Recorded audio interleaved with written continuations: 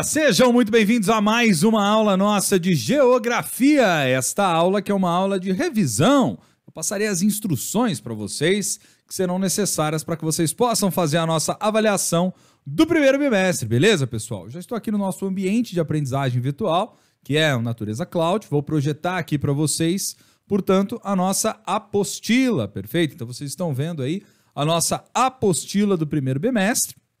E além dela, pessoal, eu também abri aqui numa outra guia para vocês a nossa plataforma Natureza Cloud, certo? Onde lá no 8º ano vocês acessarão no dia de hoje, portanto, dia 29 de março, e aqui estará carregado, né, na parte final de Geografia, por enquanto não está, porque eu estou gravando essa aula ainda, estará aqui, portanto, dia 30 de março, né, 29 é hoje, 30 de março, amanhã, terça-feira, aqui na parte de Geografia, né, estará aí carregado para vocês essa nossa aula de hoje. Mas não é nem isso que eu quero chamar a atenção. Quero chamar a atenção mais a respeito aqui dos roteiros de avaliação. Pessoal, eu já carreguei o roteiro no nosso de Geografia. Vou então, primeiramente, como essa parte da atividade de revisão, mostrar para vocês o nosso roteiro e também orientar um pouco melhor vocês sobre como estudar para a nossa avaliação, que será na semana que vem, perfeito? No dia 6/4, das 11h15 a meio-dia, com a reabertura das 18h30 às 20 horas aqui pela plataforma Natureza Cloud. Show? Então vamos lá então, pessoal. Abrindo aqui, o que você vai conseguir achar nesse roteiro, galera?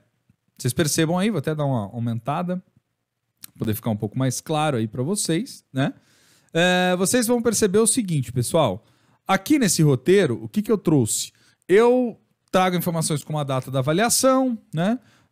As informações mais gerais do que vocês devem fazer e o conteúdo dela. Vocês sabem como nós estudamos a apostila inteira, está aqui escrito para vocês todo o conteúdo que deve ser estudado, mas eu ofereço uma atenção especial para alguns assuntos, tá? Então, por exemplo, na unidade 1, sobre o espaço geográfico mundial, no capítulo 1, as formas de regionalizar o espaço mundial. É preciso que vocês lembrem um pouquinho sobre o conceito de regionalização, que ele está lá na página 6, ou seja, que diz respeito à formação de regiões, de acordo com critérios pré-estabelecidos. Eu falei bastante na aula sobre esses critérios. Critérios físico-naturais, critérios sociais, são os mais utilizados, principalmente nas informações aí de mapas, né, pessoal? Que os mapas trazem para nós, para a gente poder entender o porquê da eficiência, da importância de se regionalizar o espaço geográfico como meio de tentar entender certos fenômenos ali presentes no planeta Terra, perfeito? Então, tem ali sobre o que é regionalização, os critérios físico-naturais para a regionalização, os critérios sociais e a utilidade da regionalização na análise, que a gente precisa lembrar que a regionalização nada mais é do que uma forma de generalização. Então, por exemplo, quando eu divido o território brasileiro em 5 macro-regiões, que são aquelas do IBGE, né? Do IBGE, região norte, sul, região norte, sul, nordeste, centro-oeste e sudeste, eu tenho ali algumas características em comum que são mobilizadas para poder fazer essa divisão em diferentes regiões. Dentre essas características, eu tenho os fatores, por exemplo, socioeconômicos, que me permitem realizar uma generalização. Ô, Brunão, mas toda generalização não vai trazer necessariamente aquelas questões mais pontuais, né? Aqueles fenômenos mais particulares. Sim, por isso que é importante a generalização como uma forma da gente tentar entender o que está acontecendo no território como um todo, muito embora existam casos específicos, né? Então, por exemplo, quando eu falo que a região sudeste, comparada a outras do Brasil, é uma das mais industrializadas, significa dizer que, em larga medida, nesta região, nós possuímos muito mais indústrias e pessoas trabalhando nesse meio do que outras regiões brasileiras, tá? Agora, se você for ver dentro da região sudeste, isso não é um fenômeno igual entre todos os estados pertencentes a essa região, mas é uma lógica que está presente no estado, perfeito? Há estados que têm um nível de industrialização maior, como é o caso, por exemplo, do estado de São Paulo, perfeito? Mas toda regionalização serve e é muito útil para os estudos geográficos. Chique, pessoal. Então eu falo sobre isso, vocês estudam nesses pontos, eu indico a página aqui para vocês. Brunão, eu perdi essa aula, cara, ou então eu não tô lembrando completamente de tudo que você explicou. Você não vai explicar tudo isso nessa revisão agora, né? Não, né, gente? A revisão é muito mais uma orientação daquilo que nós já estudamos lá atrás. É só para poder chamar a atenção sobre os principais pontos que vocês precisam concentrar-se na hora de estudar, tá bom? Então você tem aqui o link, ó. Carreguei em todos os roteiros os links dessas aulas. Então basta clicar nesse link e vai abrir para você esse conteúdo. Show? Já no outro capítulo, né, na unidade 1, mas no capítulo 2, a população mundial em permanente movimento, vamos lembrar, por exemplo, que naquela aula eu expliquei para vocês diversos conceitos fundamentais associados à ideia de população. População absoluta, população relativa, né, que diz respeito a questão da ocupação de um determinado território, taxa de natalidade, taxa de mortalidade, expectativa de vida, enfim. Expliquei um a um dos principais elementos associados à ideia da dinâmica populacional. E o capítulo, o que traz como discussão fundamental? Coloquei aqui, ó, a questão relacionada aos fluxos migratórios da população mundial, muito intenso, sobretudo no hemisfério norte, né, do planeta Terra, que é onde você tem, portanto, os países mais ricos e, portanto, são polos de atração migratória, né, principalmente daqueles países em desenvolvimento, como, por exemplo, o fenômeno da fuga de cérebros na Índia, né, onde você tem ali pessoas muito qualificadas, jovens muito qualificados, que acabam indo, por exemplo, para a Europa, para os Estados Unidos e para outros lugares, principalmente aqueles que são dentro desse ramo da tecnologia, da informática, enfim, e que vão para esses países em busca de melhores oportunidades, de vida, financeiras, perfeito? Então, você tem ali justamente um desses fenômenos mostrando, né, dando uma ideia para nós sobre os fluxos migratórios. É claro que no capítulo você tem informações muito mais abrangentes, mostra-se ali os fluxos migratórios na Ásia, na América, enfim. E aí vocês voltam na aula, tá? Se você precisar, tá aqui o link, ó, perdeu essa aula, deseja revê-la? Essa é a explicação do conteúdo aqui no link, beleza? E também a distribuição e organização da população mundial, que é importante. Nós sabemos que muito da população mundial está concentrada na Ásia. Se pegarmos dois países, por exemplo, como China e Índia, né, nós estamos falando ali em bilhões e bilhões de pessoas, né, quase 2 bilhões na China, se não me falha a memória, 1,3, 1,4 bilhões de pessoas na Índia, enfim, um contingente muito grande populacional ali, né, nesse planeta que tem aí cerca de quase 8 bilhões de habitantes, tá? Então, isso eu também trago de destaque nessa aula para vocês. Depois, na unidade 2, pessoal, a gente começou a falar um pouquinho mais sobre as regiões geopolíticas mundiais, tá certo? Então, a gente falou da regionalização do espaço geográfico mundial na ordem bipolar e também na ordem multipolar. Então, a primeira coisa que o capítulo traz ali para nós é uma explicação um pouco mais ampla acerca do que é a geopolítica, né, galera? E aí vocês vão lembrar, né, obviamente, se não lembrar, vai voltar naquela aula, para poder entender basicamente que a geopolítica tem como uma das suas principais tarefas, digamos assim, uma das suas principais missões, vamos dizer assim, dar conta de tentar compreender como é que relações estratégicas entre poder político e poder econômico vieram sendo desenhadas no globo em função justamente dessa hegemonia ou dessa disputa de poder político, de poder econômico entre os países, perfeito? Então, essas relações nós damos o nome de geopolítica. Então, eu trago esse conceito, qualquer coisa volta na aula para poder relembrar dele, veja na apostila, está aqui as páginas em destaque que explicam sobre esse assunto. E aí eu chamei bastante atenção nessa aula sobre a geopolítica da nossa época, né, pessoal? Como assim, Bruno, a geopolítica da nossa época? Essas relações políticas e econômicas entre os países que foram moldando o mundo tal como nós o conhecemos hoje, né? Trouxe em especial destaque num primeiro momento, aliás, deixa eu até fazer uma pausa, ó, um cafezinho, né, meu povo? Então a garganta vai secando. Então eu trouxe para vocês em especial destaque ali, pessoal, nessa aula, justamente sobre aquele período das grandes guerras mundiais, que será o responsável justamente por organizar em alguma medida o mundo tal como a gente o conhece nos dias de hoje. Por quê?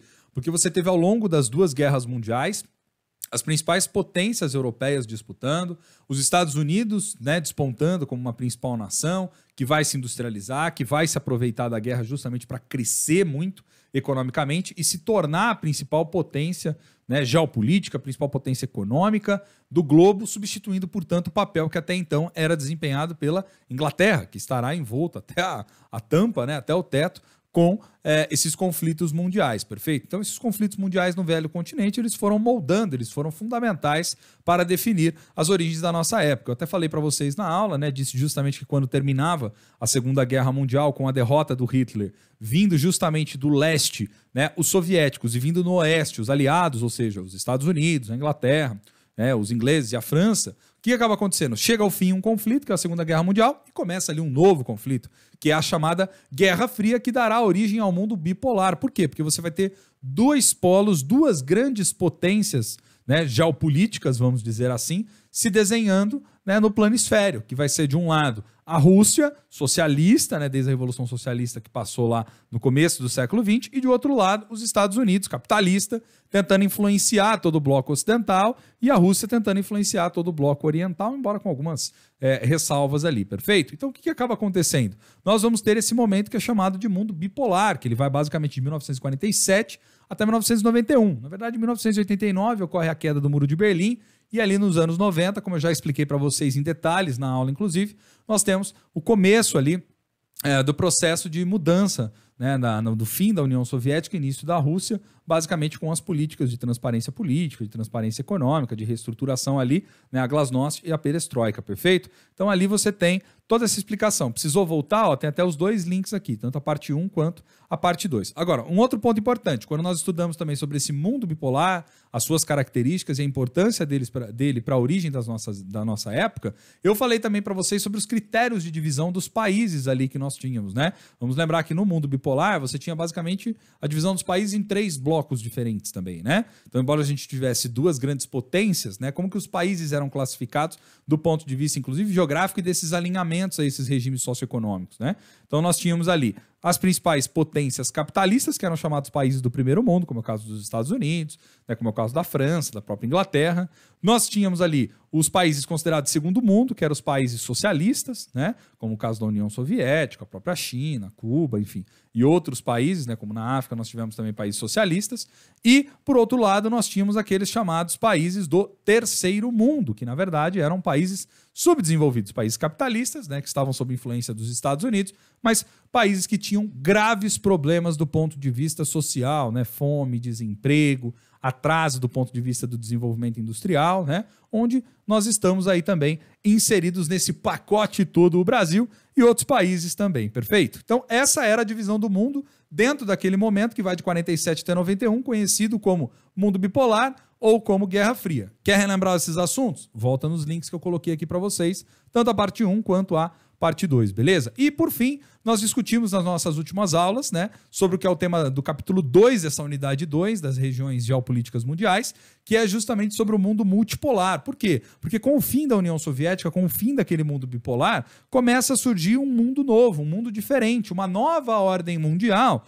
Obviamente que terá na expressão dos Estados Unidos a principal potência econômica ainda, né, do mundo, não há dúvida em relação a isso, mas os países que haviam passado por um processo de reconstrução no pós-Segunda Guerra Mundial e que foram atravessando, né, foram se reestruturando ao longo de todo esse período da Guerra Fria, né, principalmente os países europeus, como a Alemanha, por exemplo, que vai se tornar depois uma grande potência econômica, ou mesmo o Japão, que vai se tornar ali uma sede, né, vamos dizer assim, um país referência do ponto de vista tecnológico.